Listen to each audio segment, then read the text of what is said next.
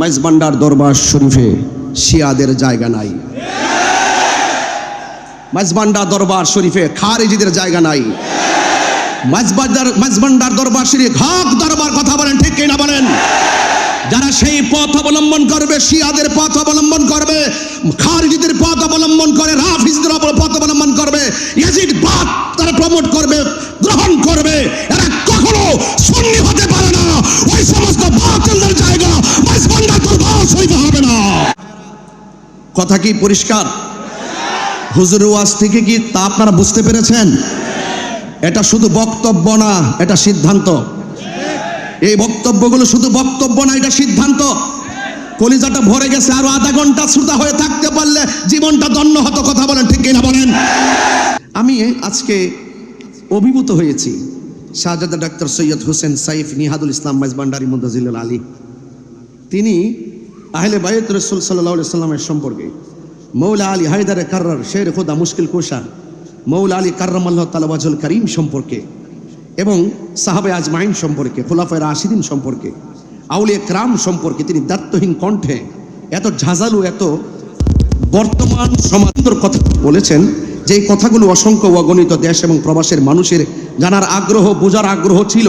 আমি মনে করি তিনি একটি দায়িত্ব পালন করেছেন আজকে এবং এত সুন্দর বক্তব্য দিয়েছেন।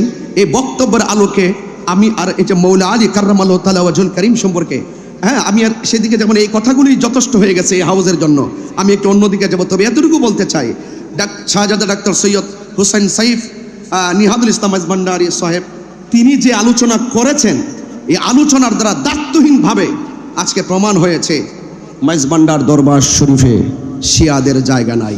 মাইজভান্ডার দরবার শরীফে খারিজিদের জায়গা নাই। মাইজভান্ডার দরবার শরীফ হক দরবার, কথা বলেন ঠিক কিনা বলেন? যারা সেই পথ অবলম্বন করবে, শিয়াদের পথ অবলম্বন করবে, খারিজিদের পথ অবলম্বন করে, রাফিজদের পথ অবলম্বন করবে, ইয়াজিদবাদ তারা প্রমোট করবে, গ্রহণ করবে, এরা কখনো সুন্নি হতে পারে না।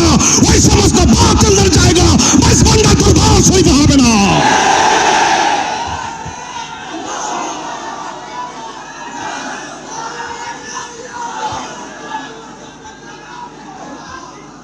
আমার ভাইয়েরা, কথা কি পরিষ্কার? হুজুরের ওয়াজ থেকে কি তা আপনারা বুঝতে পেরেছেন? এটা শুধু বক্তব্য না, এটা সিদ্ধান্ত। এই বক্তব্যগুলো শুধু বক্তব্য না, এটা সিদ্ধান্ত। কলিজাটা ভরে গেছে, আরো আধা ঘন্টা শ্রোতা হয়ে থাকতে পারলে জীবনটা ধন্য হতো। কথা বলেন ঠিক কিনা বলেন? আমার ভাইয়েরা, আপনারা মনোযোগের সাথে কথাগুলো শুনছেন। আজকের পুরো মাহফিলে, শাহাদাতে কারবালা মাহফিলে আমি সবচাইতে কনিষ্ঠ এবং সবচাইতে অদক্ষ। আমি যে এখানে এসে দাঁড়িয়েছি, আমি যে একটু কথা বলার সুযোগ পেয়েছি, দোয়া নেওয়ার সুযোগ পেয়েছি, আমি নিজেকে অত্যন্ত গর্ববোধ মনে করছি। আমার ভাইয়েরা, আমি আপনাদের সামনে যে কথাগুলো বলবো আহলে বাইতে রাসূল সাল্লাল্লাহু আলাইহি সাল্লাম সম্পর্কে, আমার অত্যন্ত পরম প্রিয় শ্রদ্ধেয় ভাইজান খুব সুন্দর কথা বলেছেন। আমি শুধুমাত্র আপনাদেরকে কয়েকটা হাদিস মুবারকের মাধ্যমে কিছু বিষয় আমি আপনাদের সামনে ক্লিয়ার করতে চাই। আহলে বাইত রাসূল সাল্লাল্লাহু আলাইহি সাল্লামের মর্তবা কত, পাক পাঞ্জাতনের মর্তবা কত, এবং আহলে বাইত রাসূল সাল্লাল্লাহু আলাইহি সাল্লামকে ভালোবাসা শুধু ঈমান না, ঈমানের অবিচ্ছেদ্য অংশ। এটার ব্যাখ্যা হয়তো পরে এক সময় বলবো। অবিচ্ছেদ্য অংশ। সবাই নিজেকে হক দাবি করে, কিন্তু বসলে বোঝা যায় কতটুকু হক কতটুকু না হক। কথা বলেন ঠিক কিনা? যার যার জায়গায় বসে বসে, ঘরের কোনায় বসে বসে এজিদের পক্ষে দালালি করা সম্ভব, কিন্তু মাইজভান্ডার দরবার শরীফের প্রেক্ষাপটে এসে এজিদের দালালি করতে গেলে 500 বার চিন্তা করতে হবে। জায়গা নাই। আমি আপনাদের সামনে একটি হাদিস পড়ব। হাদিস মোবারকটা হলো এই যে আহলে বাইত রাসূল সাল্লাল্লাহু আলাইহি সাল্লাম তাদের মর্যাদা কতটুকু। আন উকবাত ইবনে আমিরিল জুহানী রাদিয়াল্লাহু তাআলা আন্না রাসূলুল্লাহ সাল্লাল্লাহু আলাইহি ওয়াসাল্লাম قال হযরত উকবাত ইবনে আমির আল জুহানী রাদিয়াল্লাহু তাআলা আনহু থেকে বর্ণিত, তিনি বলেন আন্না রাসূলুল্লাহ সাল্লাল্লাহু আলাইহি ওয়াসাল্লাম, নবী করিম সাল্লাল্লাহু আলাইহি সাল্লাম নূরানী জবান মুবারকে তিনি বলেছেন, আল হাসান ওয়াল হুসাইন শানফাল আরশ। হাসান হুসাইন, আমি কিন্তু একবারই বলেছি, আমার প্রিয় ভাইজান, শ্রদ্ধেয় ভাইজান মওলা আলী কাররামাল্লাহু তাআলা ওয়াজহর ব্যাপারে যে কথা বলেছেন, এখানে আমি আর কথা বলবো না, আমরা খোরাক পেয়ে গেছি। কথা বলেন ঠিক কিনা? আমরা সিদ্ধান্ত জেনে গেছি, এখন শুধু মর্তবা বলবো। একটু বলে দিয়ে যাই যতটুকু পারি। বলা হয়েছে আমার নবীজির জবান মুবারকে বলছেন, হাসান হুসাইন হলো আরশের দুটি খুঁটি। শানফাল আরশ, আরশের দুটি খুঁটি। ওয়ালাইসা বিমুআল্লাকাইন, ওই আরশের খুঁটিগুলো ঝুলন্ত নয়।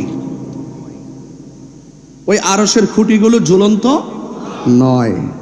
ও আন্নান নবী সাল্লাল্লাহু আলাইহি ওয়াসাল্লাম, আমার নবীর জবান মুবারকে বলছেন, ইজা ইস্তাকাররা আহলুল জান্নাতি ফিল জান্নাহ, যখন জান্নাতীরা জান্নাতে বাস করবে, ইস্তাকাররা, যখন জান্নাতীরা জান্নাতে বাস করবে, ক্বালাতিল জান্নাহ, তখন জান্নাত আল্লাহর কাছে বলবে,